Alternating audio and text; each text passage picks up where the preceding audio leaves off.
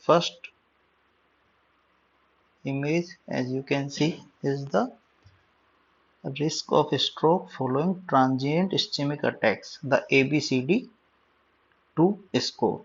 The component of ABCD2 score is age more than or equal to 60 years. If 60 years given in question, the point given to 60 and more than 60, score 1. Sorry, not to 1. Second, systolic blood pressure more than 140 mm of Hg, diastolic blood pressure more than 90 mm of Hg. Clinical symptoms: if there is unilateral weakness, point given is 2, and there is only speech disturbance without weakness, 1. If duration more than 60 minutes, 2. 10 to 59 minutes or less than 60 minutes, 1. Diabetes, a patient on oral medication or insulin, 1. ABCD is 2 score used in transient ischemic attack. Okay, this is the 3-month rate of stroke. If ABCD2 score 0, the rate of 3-month rate of stroke is 0%. 1, 2, remember this. If score is 1, then 2% chance of stroke in 3 months. Score 3, 3%, 4, 8%. If score is 5, then 12%. Score is 6, then 17, and 7 is 22%. Remember this. ABCD2 score for transient ischemic attack. Transient ischemic attacks definition include the event which recur in within 24 hours. Mostly recurs in 60 minutes, but in definition there is a 24-hour recovery within 24 hours, that is called transient ischemic attack. Next is 𝐦𝐨𝐬𝐬 score used in atrial fibrillation. Okay, the component of 𝐦𝐸 score is congestive heart failure, hypertension, age more than or equal to 75 years, 2 point is given, diabetes mellitus, score stroke या TIA or thromboplastin, 2 point is given, vascular disease, age 65 to 74, and sex. Remember, female sex, male sex not a part of 𝐦𝐸 score. Okay,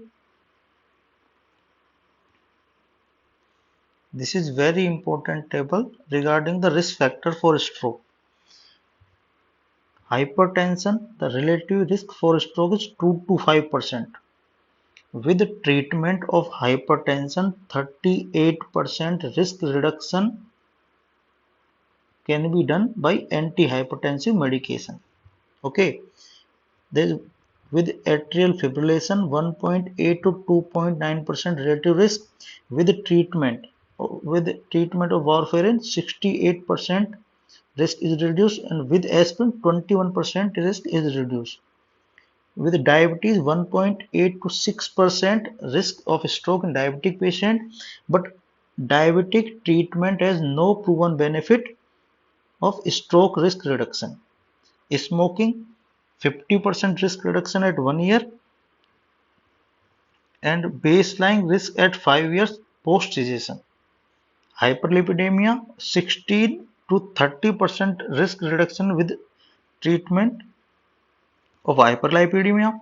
Asymptomatic carotid stenosis, 53% risk reduction. Remember this part, this is very important part of this table. Okay, hypertension, 38% risk reduction, atrial fibrillation with warfarin, 68% reduction, and with aspirin, 21% reduction. With the diabetes, there is no proven benefit of stroke risk reduction. Okay, this is common lacunar stroke syndrome. Most common lacunar stroke syndrome is pure motor stroke. This is most common. The most common cause of lacunar stroke syndrome is hypertension.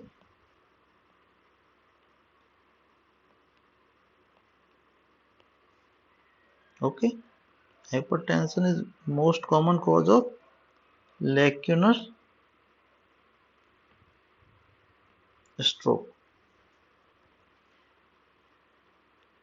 The size of vessel usually 0.1 mm, or we can say less than 100 micrometer. Remember this, less than 100 micrometer. Small vessels are involved in lacunar strokes. These all are some lacunar stroke syndrome: pure sensory stroke, mixed sensory motor stroke, dysarthria, clumsy hand syndrome, ataxia, hemiparesis syndrome. These are involved in common lacunar stroke syndromes. These are some other which cause stroke: post radiation vasculopathy, primary central nervous system vasculitis. On MRI finding, there is focal or multifocal segmental narrowing of medium and small intracranial arteries. Segmental narrowing of this is the MRI finding. This is important. On treatment, prednisolone can be used.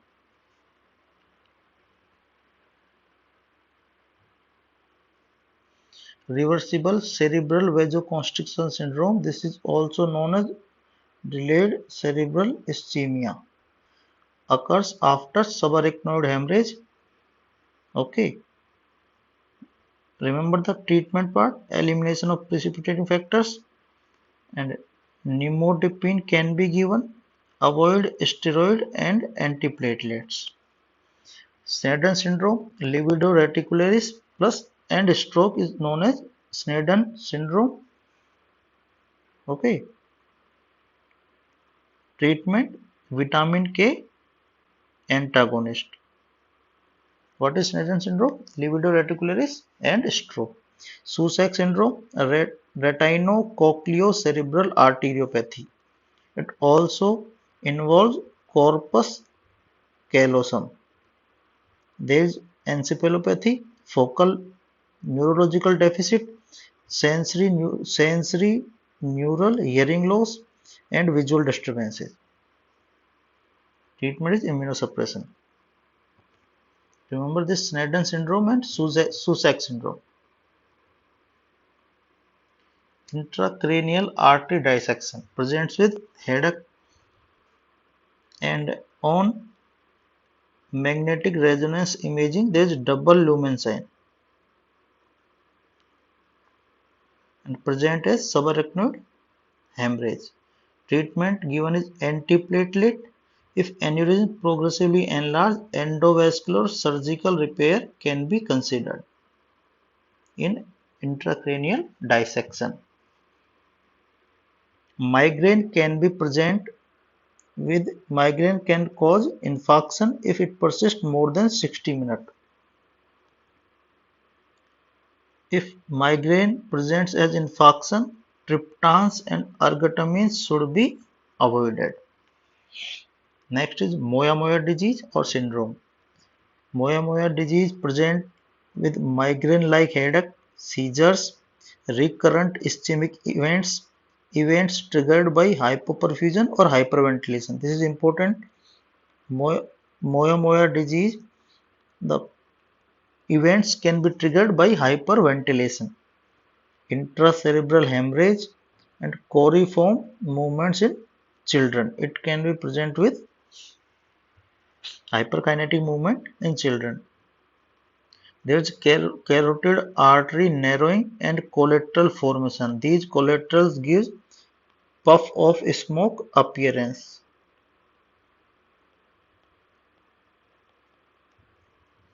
Treatment is antiplatelets, calcium channel blockers, and revascularization surgery. Remember about the moya disease. This is the management of acute stroke. This is image from 21st edition of Harrison.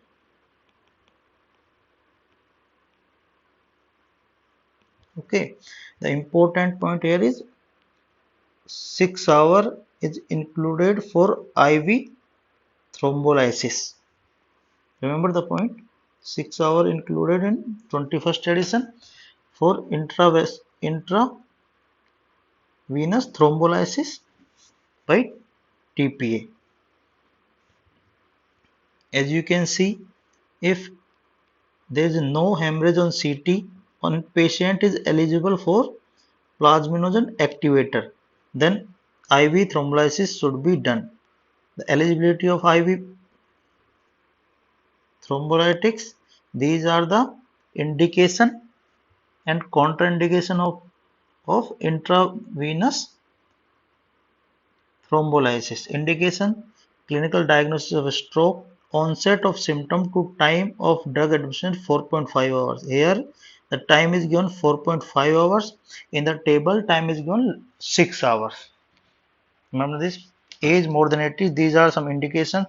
Remember the important contraindication to thrombolysis. If sustained BP more than 185 by 110 mmHg despite treatment. Uncontrolled hypertension is a contraindication to IV thrombolysis. Bleeding disorder, recent head injury or intracerebral hemorrhage, major surgery in preceding 14 days, 2 weeks. Major surgery within 2 weeks and GI bleeding within 3 weeks. And recent MI. These are some important contraindication for intravenous thrombolysis. Uncontrolled hypertension, bleeding disorder, recent head injury or intracerebral hemorrhage, major surgery in preceding 14 days, and GI bleeding in preceding 21 days, and recent MI. Remember the dose of alteplase, that is 0.9 mg per kg IV. 10% of total dose given by bolus and rest given by infusion over 1 hour. Maximum dose of alteplase is 90 mg. Remember important point of tenecteplase. This is approved in India. Dose is point.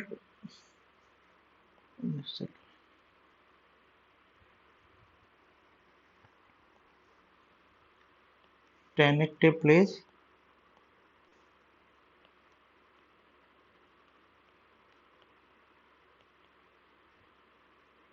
dose is 0.25 mg per kg IV. Bolus can be given. Approved in India.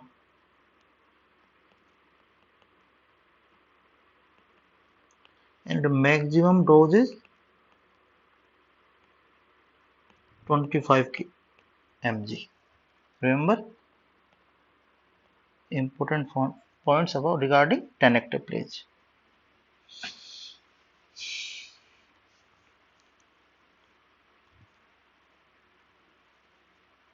Remember this important slide here. The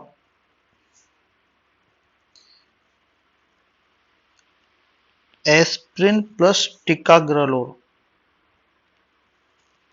is combination is preferred than aspirin plus clopidogrel. Why?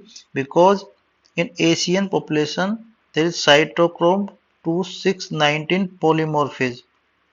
That's make the clopidogrel ineffective. That's why ticagrelor is preferred to clopidogrel with aspirin. Is aspirin plus ticagrelor is better than aspirin plus clopidogrel, and LDL target should be less than 70 milligram per deciliter.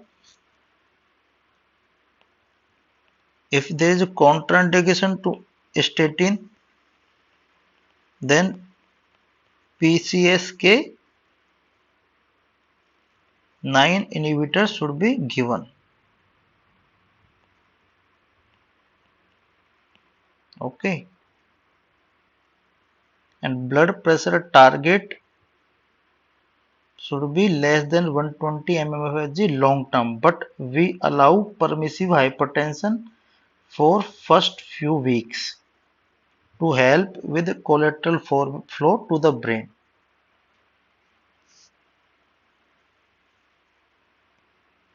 If there is valvular AF,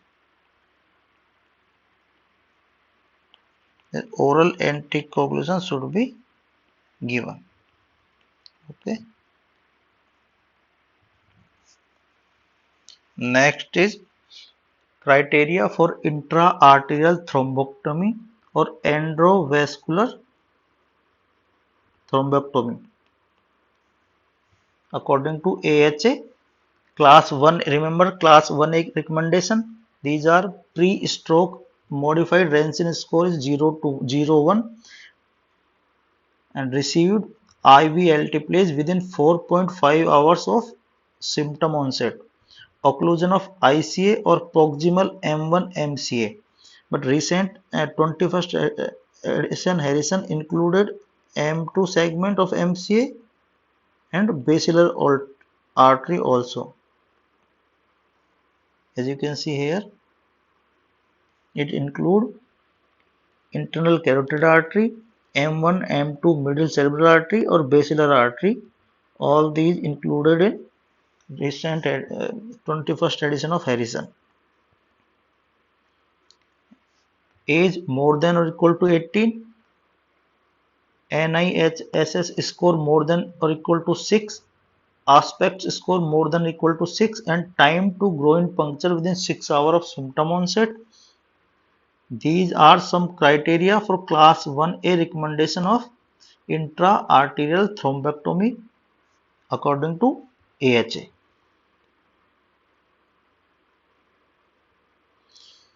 Remember, sir, important disease and some genetic association. CADASIL, cerebral autosomal dominant arteriopathy with subcortical infarct and leukoencephalopathy. This is due to Notch3 mutation. Notch3 mutation, this is autosomal dominant. There is anterior temporal predominance and also associated with dementia and migraine with aura. And cerebral autosomal recessive arteriopathy with subcortical infarct and leukoencephalopathy. There is HTRA1 gene mutation. This is autosomal recessive. Important point here is early onset diffuse alopecia and spondylosis. This is autosomal recessive. And in CADASIL, there is dementia, depression, and migraine with aura. In CARASIL, there is a small vessel more common than territorial strokes, dementia, early onset diffuse alopecia, and spondylosis. Familial cerebral amyloid angiopathy. There is amyloid precursor gene involvement which is present on chromosome 21, also cause involving Alzheimer's disease. Another gene is CST3, cystatin C gene, ITM2B, integral membrane protein 2B, and transthyretin can present with lobar hemorrhage. HENAC is hereditary angiopathy with nephropathy, aneurysm, and muscle cramps. Mutation in collagen 4A1, 4A2 gene mutation.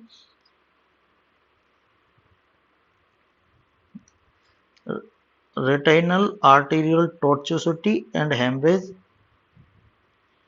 neonatal stroke, and porencephaly, intraparenchymal hemorrhage, and nephropathy.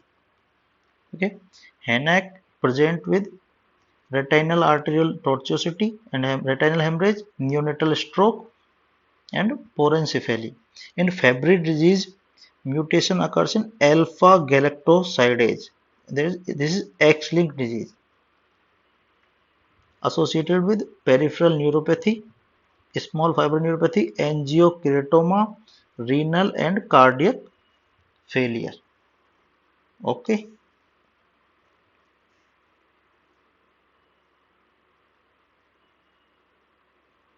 Next is MELAS. MELAS, mitochondrial encephalomyopathy, lactic acidosis, and stroke-like syndrome present as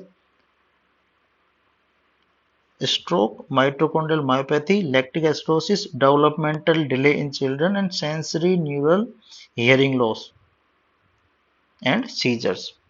HDLS is hereditary diffuse leukoencephalopathy with spheroids, mutation in colony stimulating factor 1 receptor. This is autosomal dominant.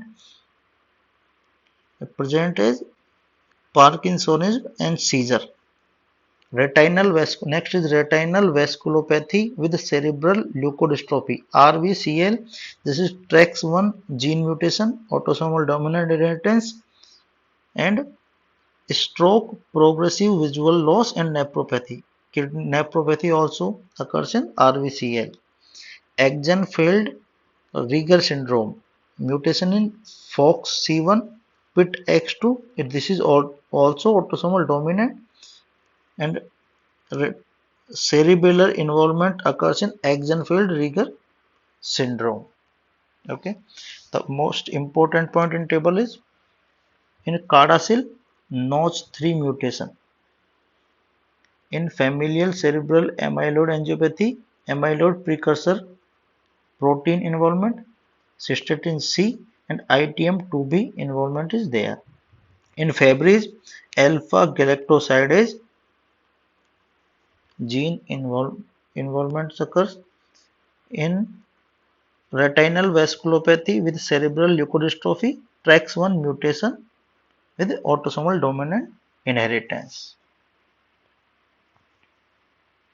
Next is the ICH score. The important part is the component of ICH score. There is 5 component of ICH score. First is age, less than 80 and more than or equal to 80. Second is hematoma volume, less than 30 ml or more than or equal to 30 ml.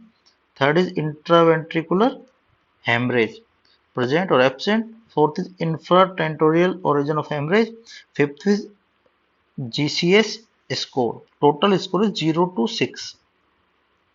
This is J.C. Hemphill et al. Okay. Next is cause of intracranial hemorrhage. Hypertensive hemorrhage. Most common location of hypertensive hemorrhage is putamen, followed by globus pallidus. Chronic hypertension produces hemorrhage from small vessels, 30 to 100 micrometer vessels in these regions. And transformation of prior ischemic infarction occurs in 1 to 6% of ischemic strokes with predilection for large hemisphere infarction. Prior ischemic infarction, there is 1 to 6% of transformation into hemorrhage. Metastatic brain tumor, most common tumor which metastasizes to brain is lung and present is lobar bleed. Next is in AV malformation. If previous AV malformation, unruptured previous AV malformation, there is a 2 to 3% chance per year chance for bleeding. Remember this percentage. Unruptured AV malformation, there is a 2 to 3% per year chance for bleeding. The amyloid angiopathy present as lobar hemorrhage. These are rare in patients with less than 60 years, occurs in elderly, more than 60 years. In cavernous angioma, there is multiple cavernous angioma linked to mutation in KRIT1, CCM2 and PDCD10 genes. Remember the genes involved in cavernous angioma. In dural AV fistula, remember the important point, the presentation is pulsatile tinnitus.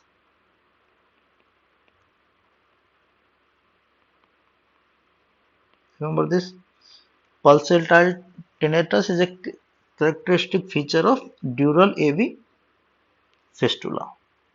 Okay. Next is delayed cerebral ischemia. Occurs after subarachnoid hemorrhage. 30% patient in the incidence of DCI is in SH is 30% and major cause of delayed morbidity and mortality. It appears 4 to 14 days after the hemorrhage and most often at 7 days. Remember these points. And to diagnose it, transcranial Doppler ultrasound is based on principle, and this is the investigation of choice. Okay. And for treatment,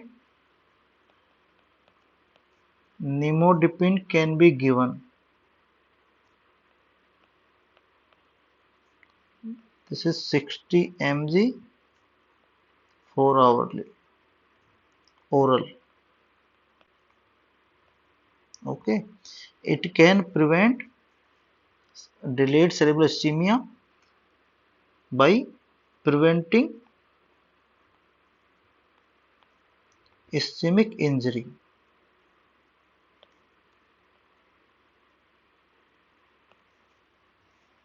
Okay. These are some important tables and recent guidelines for treatment of stroke and from recent 21st edition of Harrison. Thank you.